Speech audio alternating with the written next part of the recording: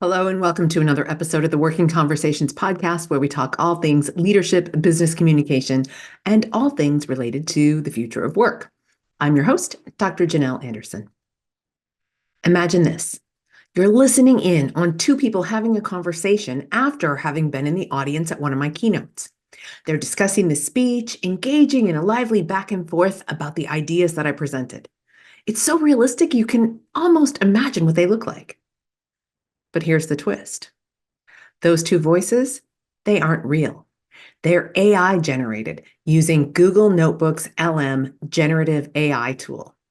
In this episode, we are actively experimenting with the fascinating world of AI generated content. You'll hear for yourself just how lifelike and how eerily convincing these digital narrators can be. Listen in as these two discuss their interpretation of my keynote, Take Charge of Your Future. I'll catch you on the flip side with my thoughts. Hey everyone, and welcome back. You know how sometimes you hear that phrase like, take charge of your life? And it's like, where do I even begin? It can be so overwhelming. Right. But what if we told you that we found this awesome presentation that actually breaks it down, like step by step, like practical stuff you can actually use? Sign me up. Seriously. It's called Taking Charge of Your Future.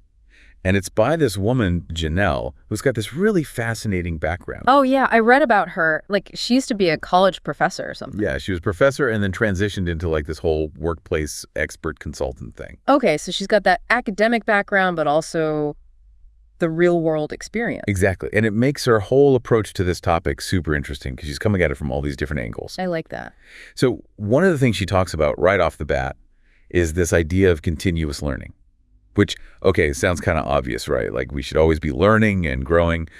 But she takes it a step further and talks about finding those opportunities in like the most unexpected places. Okay, now I'm intrigued. What kind of unexpected places are we talking about here? Like, she was giving an example of how she got totally sucked into this research rabbit hole about China. China, like the country. Yeah. She was reading some headlines about how their population is aging and the whole commercial real estate market over there is like a ticking time bomb. Oh, wow. Yeah, I think I saw something about that. And most people would just be like, huh, interesting, and move Yeah. on, right? But not Janelle. She was like, I need to know more. And that's how she spends her free time, huh? Right. Like she just dives into these topics that most people would find totally boring, and she just finds these connections and learns all this stuff. That's actually kind of amazing. Right. Like it totally changed how I look at learning now. It's like Yeah. you don't always need a textbook or a classroom. Sometimes the best learning happens just by following your curiosity. Totally. And I bet she's one of those people who can talk about anything. Oh, absolutely. And she had us all cracking up with this story about making homemade ketchup. Homemade ketchup? What? Like from scratch? Yeah. So apparently her garden was overflowing with tomatoes. Nobody could eat them fast enough. I've been there. Right. So she decides to Google how to make ketchup. Of course she did. Why not? Exactly. And let me tell you, it did not go smoothly at first. Like there were tomato explosions. It was a whole thing. I bet it was delicious, though. Oh, totally. But the point is, it's like she took this random everyday experience and turned it into this whole learning opportunity. She even tried to make homemade Bloody Mary mix after that. This woman does not quit. She doesn't. Yeah. And it's inspiring, you know, like we can all find ways to learn and grow, even if it starts with a tomato explosion in our kitchen. Words to live by. So we're talking tomato explosions, learning new things. This is what it's all about. But then Janelle kind of shifted gears and started talking about connection, Okay. which I think is super relevant, especially now. Yeah, like post-pandemic. Right. Like we're all kind of figuring out how to be together again. It's true. And she dropped this bomb about how the Surgeon General, Wait, what? yeah, the Surgeon General is like studying loneliness now. Like as a public health crisis. Seriously. Yeah. It's like that's how big of a deal it is. Yeah. And it's not just like, oh, you'll feel a little lonely. Right. It's like it can have serious impacts on your health. Yeah, I read an article about that scary stuff. Right. And here's the thing I hadn't really thought about before. Even though like a lot of us are connecting more with like our close friends and family, Yeah. our overall social circles have shrunk. Oh, that's interesting. Like, think about it. How many people did you interact with regularly, like pre-pandemic, Oh, yeah. that you don't anymore? It's true. You're right. Like work colleagues, people at the gym, whatever. Yeah. It's kind of wild when you actually stop and think about it. It is. Yeah, it's a different world. And then she started talking about how important those work connections are. Oh, interesting. Which I'm like, yeah, of course, it's nice to have work friends. Right. But she was talking about how it actually affects the company's bottom line. Oh. Yeah. Like there's all this research that shows that companies with strong workplace friendships, Okay. they have higher customer engagement, That makes sense. less employee theft, Really? even fewer safety incidents. I would not have guessed that. Right. It's like, who knew that having a work bestie could actually make the workplace safer? It's all about teamwork. Right. So then the question is, okay, how do we actually make this happen? Yeah, because you can't exactly force people to be friends. Exactly. Like walking up to someone with a friendship contract is probably not going to go over well. Probably not the best approach. But Janel had some really good practical advice. Okay, I'm listening. One thing she's a huge fan of is what she calls like 15-minute coffee chats. Okay, I like that. Right. Like it's not a big formal meeting. Yeah. It's just, hey, let's grab a coffee, chat for a few minutes. Keep it casual. Exactly. And you can just talk about like whatever. Right. Weekend plans, what you're watching on Netflix. I was just going to say, got to catch up on those shows. Right. And then maybe you find out you have something in common. Right, like a shared love of terrible reality TV. Exactly. And now you've got that connection. That's how it starts. Right. But here's the thing. She also talked about this thing called affinity bias. Affinity bias, what's that? Okay, so it's basically this human tendency that we all have Okay. where we're naturally drawn to people who are like us. Oh, yeah, totally. Like similar interests, backgrounds, maybe even a sense of humor. Right, like you just click with them. Exactly. And on the surface, that's not a bad thing. Right, birds of a feather flock together. Exactly. But here's where it gets a little tricky. This affinity bias can actually, like, unconsciously influence our decisions at work. Oh, interesting. Yeah. So we might not even realize it. Okay. But we might give preferential treatment to people we have an affinity with. Oh, I see what you're saying. So it's not just about, like, who we choose to eat lunch with. Right. It could actually impact people's careers. Wow, that's kind of a big deal. Right. And she gave this example of, like, imagine you're going above and beyond for a colleague. Yeah. Because you're friends with them. But in doing that, Okay. you're maybe overlooking someone else who's just as deserving. Right. Or maybe even more so. That makes sense. And you don't even realize you're doing it. Right, it's not intentional. Exactly. So it's like our unconscious biases are kind of like shaping our actions. Yeah, that's kind of scary when you think about it. Right. So then the question becomes, okay, how do we combat this? Right, because it sounds like it's kind of hardwired into us. Right. But Janel had this really cool exercise. Okay, I love exercise. It's called the affinity bias test. Okay, let's do it. I'm ready to be tested. Well, it's not really a test. It's more like a thought experiment. Okay. So she says, imagine you had to make a list of all your colleagues Okay, got it. and then rank them on a scale of like 1 to 5. Okay, one being... 1 being like, if I saw this person in the grocery store, I would run the other way. I'm picturing it N5. 5 is like, this person is my work bestie, Yeah. but we'd totally hang out even if we didn't work together. Got it. So you've got your list, right? Yeah. And then you look at it and you start to think, okay, Okay. who's at the top? Yeah. Who's at the bottom? Right. And am I treating those people differently Interesting. based on this like arbitrary ranking that I've given them in my head? I like it. Right. And it's not about like ending your close friendships at work, Right. but maybe just being a little more aware of how those relationships might be influencing your decisions. That's a good point. Right. Like, am I going above and beyond for this person in a way that might be like unintentionally disadvantaging someone else? Yeah, that's a really good point. Or on the flip side, like, are there people I'm not giving a fair shake to because I don't have that natural affinity with them? Right. It's all about like checking ourselves. Right, and our biases. Exactly. So we're talking affinity bias, Mm-hmm. becoming more aware of those unconscious preferences.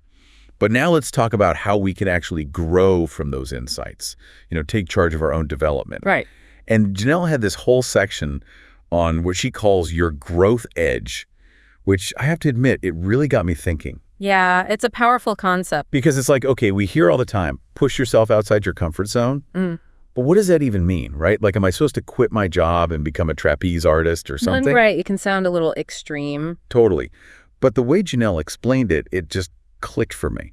Yeah. So how would you define growth edge for those of us who are like, okay, I'm ready to grow, but point me in the right direction? Well, I think the simplest way to put it is it's that space just beyond what you're comfortable with. Like, you're a little unsure of yourself, maybe a little nervous, but there's also this element of excitement. Okay, so it's like a good kind of nervous, like butterflies in your stomach nervous, not like run for the hills nervous. Yeah, exactly. Because those butterflies, they're telling you that you're stretching, that you're pushing those self-imposed limits and really tapping into your potential. It's like, if you're not at least a little uncomfortable, are you really growing? That's a good question to ask yourself. Because if you're always playing it safe, staying within those boundaries you've created for yourself, you're not really giving yourself a chance to see what you're truly capable of. Okay, I'm feeling motivated. So how do we actually figure out what our growth edges are? Because it's probably different for everyone, right? Definitely. What feels challenging for one person might be a breeze for someone else. But I think a good starting point is to ask yourself, what makes me feel a little uneasy, but also kind of intrigued? Like, what's that thing that you've been curious about, but maybe a little afraid to try? Okay, so for me, it would be something like public speaking. I can talk your ear off one-on-one, but put me on a stage in front of a crowd and I totally freeze up. There you go. That's a perfect example of a growth edge. And notice how I said potential growth edge, because it's not about forcing ourselves to do things that terrify us or that we're not ready for. It's about those small, manageable steps outside of our comfort zones. So baby steps. Got it. Exactly. Instead of jumping straight into that stand-up comedy class, maybe you start by volunteering to lead a team meeting at work. Okay, that feels way less intimidating. I can handle that. And Janel actually shared this great story about facing her fear of heights. Like, she was on vacation and there was this cliff everyone was jumping off of into the water. Oh, I don't know if I could do that. Right. And she was terrified, but she did it anyway. And you know what? She said it was the most exhilarating experience. See, that's what it's all about. Those moments where you push past that fear and realize, hey, I can do this. And it doesn't have to be something physical like that. It could be learning a new skill, finally tackling that pile of paperwork you've been avoiding. It's really about being open to new experiences and pushing those self-imposed limitations. But once we've identified those growth edges, how do we actually go from like thinking about them to actually, growing? Well, that's where Janel introduced this really helpful action framework. Okay, tell me more about this framework, because I think a lot of us, we get stuck in that, okay, I want to do this thing, but then we don't actually take any action. Right. We get stuck in analysis paralysis. So her framework breaks it down into 4 levels. The first one might seem counterintuitive, but it's no action. No action. Wait, I thought we were all about taking action here. We are, but sometimes the most powerful action you can take is to not take any action. Okay, now you're just messing with me. I promise I'm not. Yeah. But think about it. Sometimes you need to pause, gather more information, or just let a situation unfold naturally. So it's about being intentional, even in our inaction. Exactly. Now, the next level is reaction, which, let's be honest, is often our default mode. Something happens, and we react, sometimes without really thinking things through. Oh, I am so guilty of this. Nah. Especially when I'm stressed. We all do it. But the key here is to learn how to create a little space between the stimulus and our response.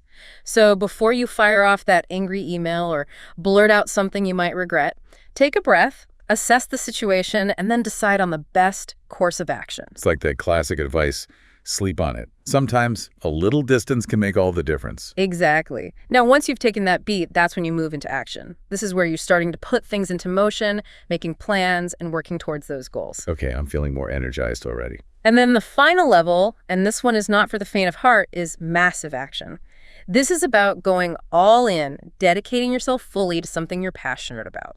So if action is dipping your toes in the water, massive action is like cannonballing into the deep end. Exactly. It's about that full immersion, that laser focus on achieving something extraordinary. But, and this is important, she emphasizes that it's crucial to be mindful of what that massive action might be displacing in your life. That's a really good point. Like, are you sacrificing your health or your relationships in pursuit of this goal? It's about finding that balance. Exactly. Wow. This has been such an insightful conversation. I feel like I've got a whole new toolkit for taking charge of my life now. Me too. Janel really packed a lot into this presentation. She did. So to wrap things up, I think the biggest takeaway here is that taking charge of your future, it's not about some massive, overwhelming life overhaul. It's about those small, intentional choices that we make every single day. It's about embracing those growth edges, being kind to ourselves when we stumble, and celebrating those little victories along the way. Couldn't have said it better myself. Well, on that note, thanks for joining us for this deep dive. We'll catch you next time. Okay, how realistic was that? From a content perspective, they summarized the content handily. And they only messed up two things, one very minor and the other a little bit bigger, but not too significant. In the keynote, I cover three things: learn, connect, and grow, all as a means of taking charge of your future. And then I give my action framework from taking no action intentionally to taking massive action, which often comes at the expense of other things that don't get your attention or any action. The first thing they messed up was that when I talk about learning from non-traditional sources, I talk about getting curious about news headlines, for example. Now, they combined two different headlines, one about an aging population in China and one about commercial real estate here in the United States, and they talked about them as if it was the same news story that I was interested in or researching. Now, that's not material to the speech that they messed this up, but I do need to point out that it was inaccurate. And the second and slightly bigger thing that got distorted was taking no action in my action framework. They were partially accurate in their discussion of it, but my primary reason for taking no action is because it just isn't the right time to take action. Maybe you're already overextended, or for whatever reason, you're just choosing not to act right now, but instead you're putting whatever it is that you want to take action on in your calendar so that you remember to take action on it in the future. And that's the piece that they didn't quite get accurate. Now, overall, I have to admit, I was genuinely amazed by the accuracy and the realism of the AI-generated discussion. It captured not just the content of my keynote, but the subtle nuances of discussion and interaction, the tone, inflection, and even the natural flow of conversation. It's a powerful reminder of how far technology has come and the incredible potential it holds for the future. As we continue to develop these new tools, the line between human and machine-generated content will blur even further, opening up new possibilities for everything from business communication to creative storytelling. The future of technology is not just about automation, though. It's about amplifying human connection in ways that we couldn't have imagined before. Remember, the future of work is not only about technology, it's about the values we uphold, the communities we build, and the sustainable growth we all strive for. We need to keep exploring, keep innovating, and keep envisioning the remarkable possibilities that lie ahead. That's it for today's episode. If you found this helpful, don't forget to subscribe and share it with your friends, especially this episode. It is so cool what AI can do. I'll be back with another topic on the future of work next week. Until then, my friends, be well.